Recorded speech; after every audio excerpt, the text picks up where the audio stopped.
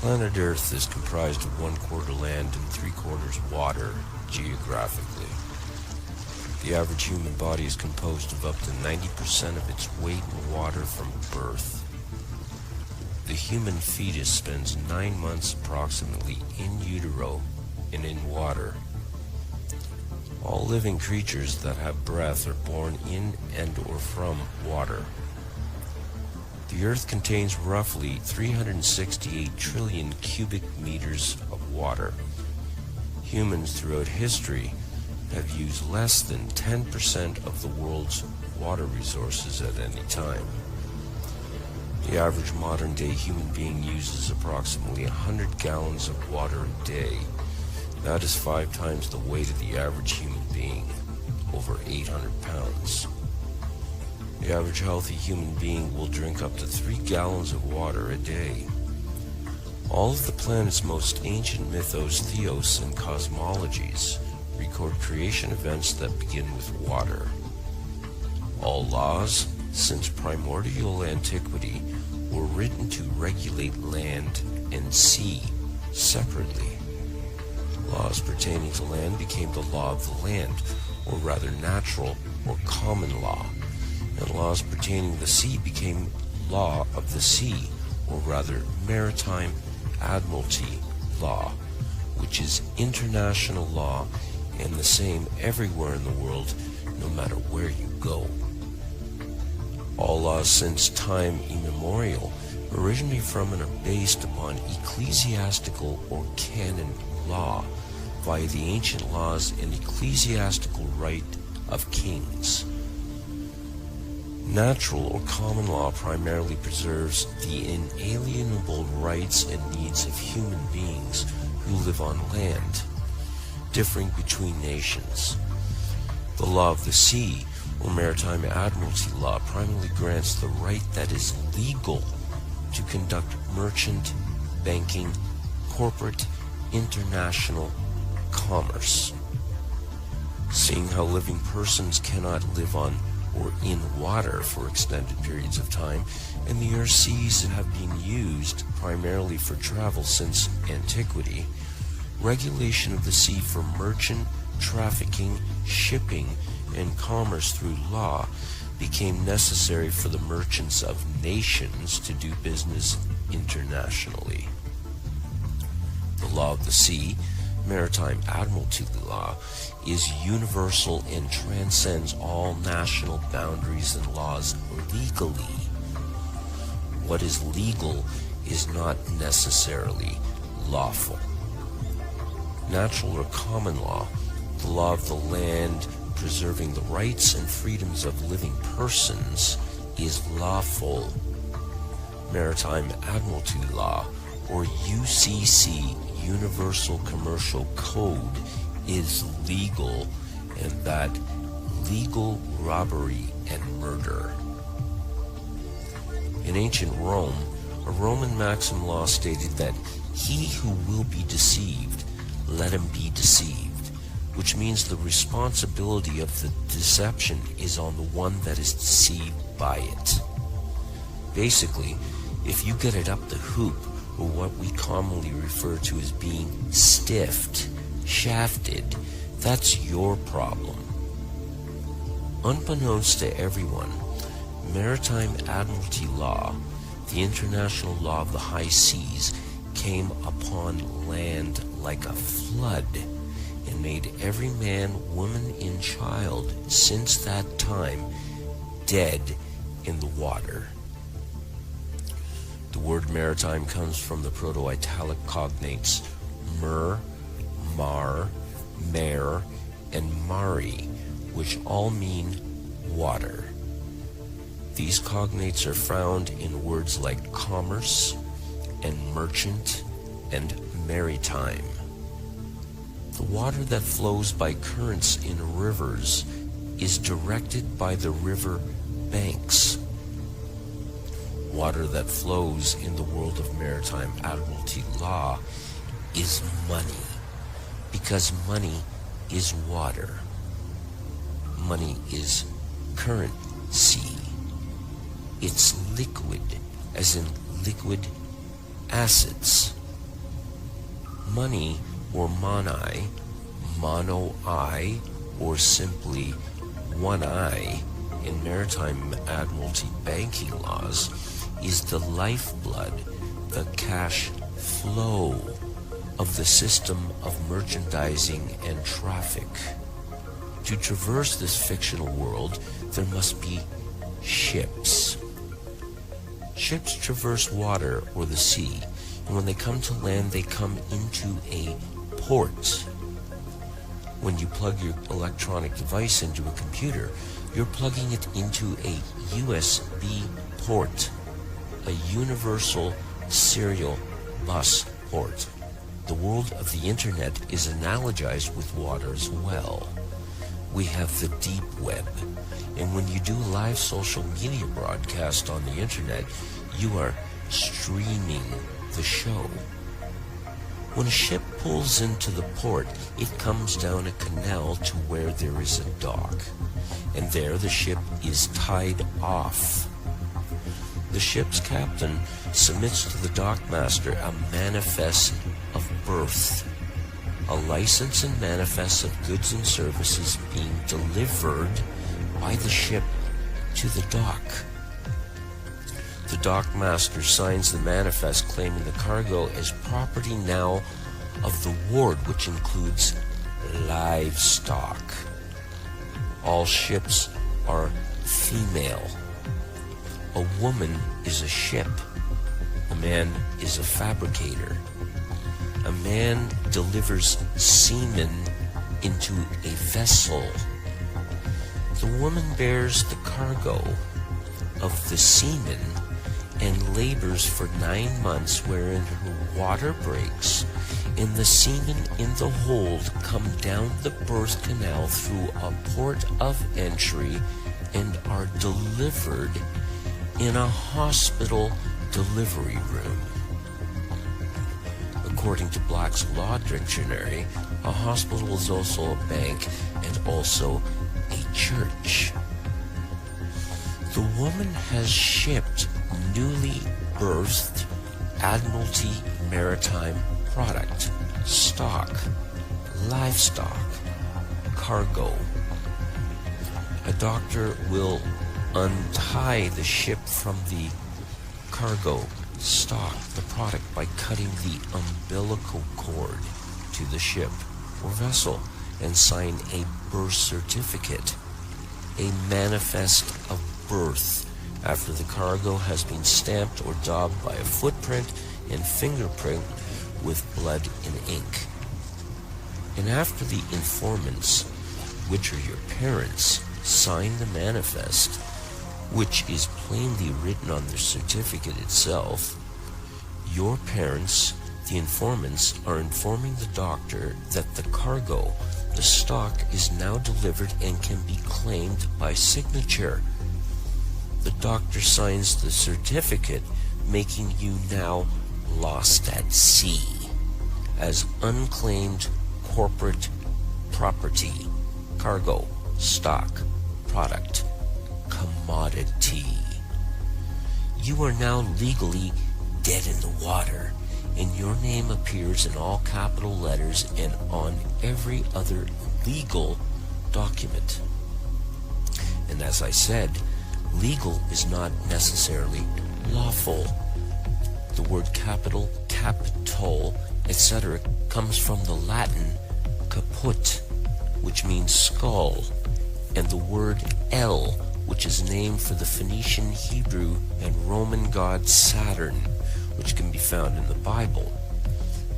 Capitol is where we get Capitoline Hill, Golgotha, Capitol Hill, as in Washington, D.C. Caesar in antiquity ruled from the hill, just as modern-day presidents, monarchs, and popes rule from hills. A gangster may shoot someone in the head and say, "I capped him," a euphemism for a bullet causing death to the head. The word captain comes from the word capital, which means money or one eye, and equals water, the currency ration. All corporations are fictional. They exist on paper as a dead body vessel, just as your name in all caps on a birth certificate. The Constitution of the United States was formed in 1776, but the Constitution of the Incorporation of the United States was in 1871. The Corporation of the United States was formed in Delaware, Maryland in 1871 and became the United States, Inc. All citizens of U.S. Inc. have a license to work for U.S. Inc. They are employees. All corporations must have three things: a president, a vice president, and a secretary-treasurer. Everything in the world of merchant corporate banking law revolves around ships, as ships are carried by the water, which is the current sea, and all corporations are ships. If you want to have a car, you must have an ownership. If you want to be a citizen of a nation or country, you must get a citizenship. If you go into business with someone, you enter a partnership. If you want to learn a trade, you may enter an apprenticeship. Want to go to college and get your degree? Get a scholarship. Want to go buy a new car? You go down to the dealership. If you are traveling by car, you may enter a township before you enter the very town. When a man and woman get married, and the word invokes maritime admiralty law, they enter a business contract and obtain a marriage license to do business as a partnership. If you go to a church, which means a bank according to Black's law, you are going to a place of worship. Everything is a vessel, a fictional ship created out of thin air on paper in the sea of corporate commercial banking laws of pirates of the high seas. A person, according to Black's Law Dictionary, is a monster. According to canon law, Goyim, translated from the Hebrew to mean nations, cattle, chattel, animals, beasts, non-human according to rabbinical sources which are authoritative in ecclesiastical or canon law, which includes Talmudic rulings. Goyim have no rights.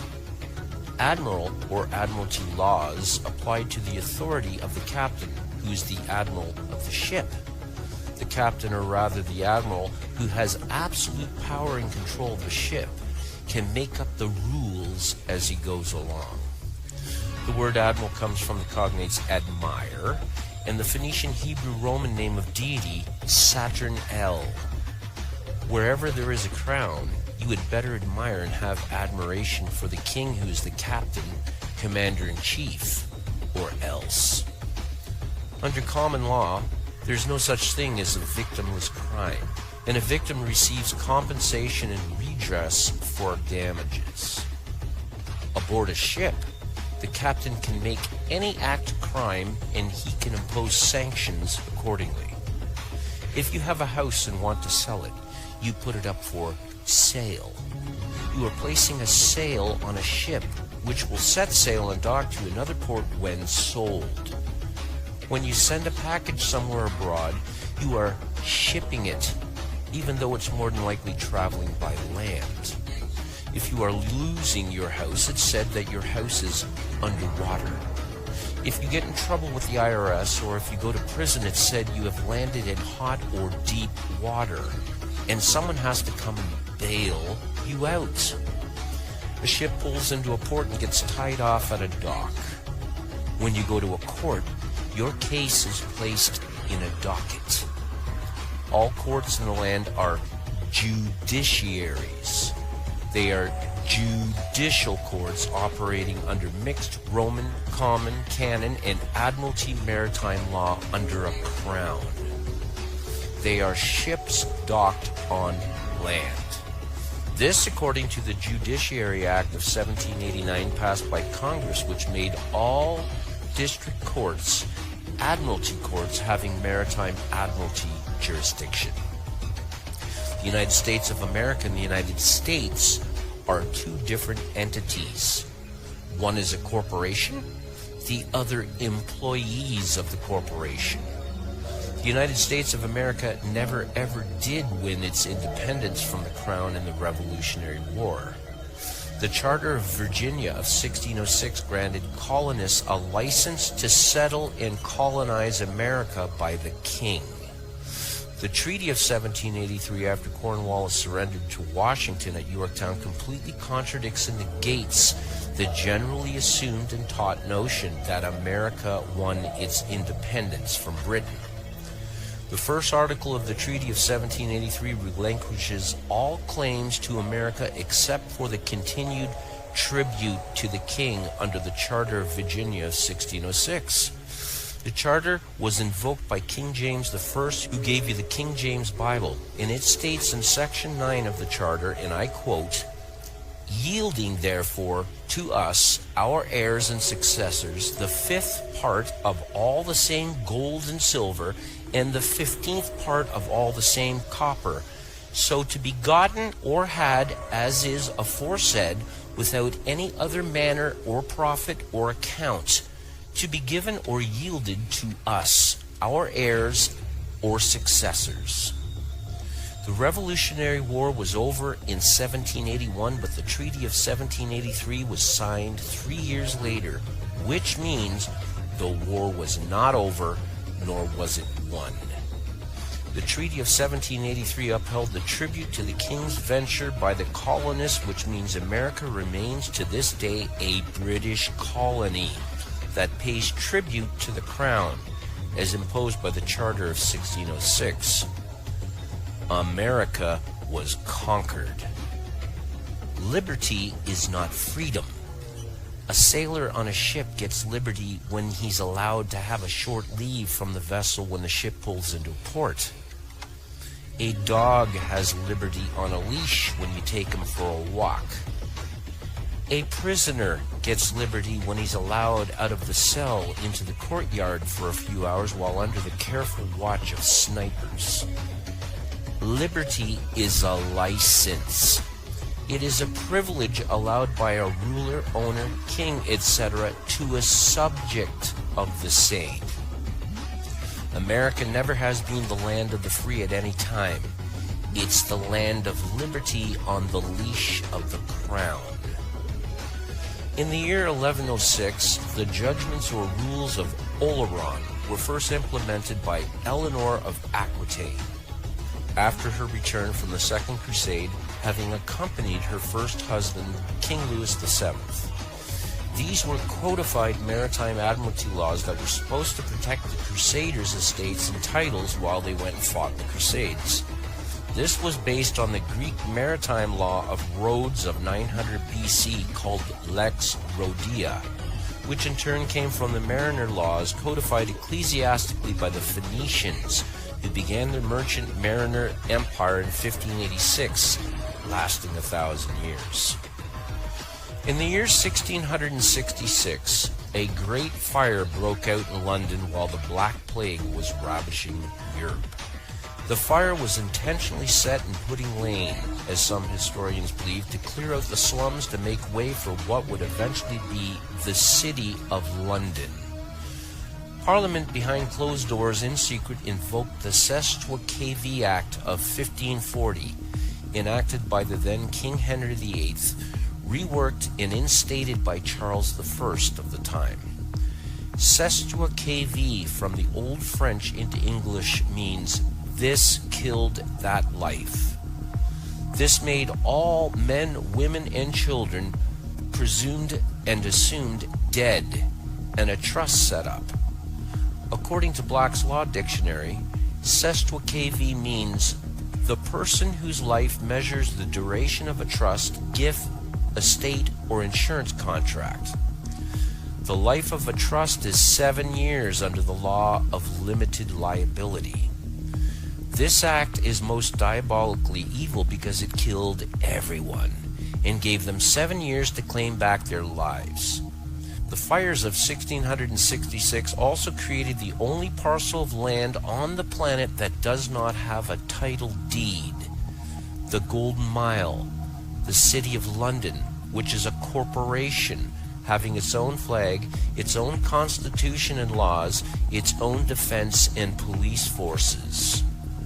The Golden Square Mile holds the Bank of England, the London Metal Exchange, Fleet Street, FTSE Stock Exchange, the Royal Mint, and the Old Bailey Courthouse. The United States channels billions yearly to the Bank of England to pay the Crown's tribute. In 1913, the Federal Reserve was set up, the brainchild of a secret meeting held on Jekyll Island in 1910.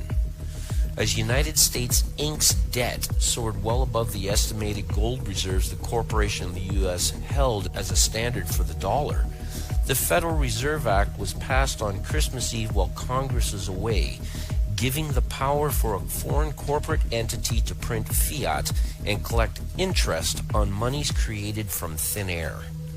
A bank does not loan you money. That's illegal.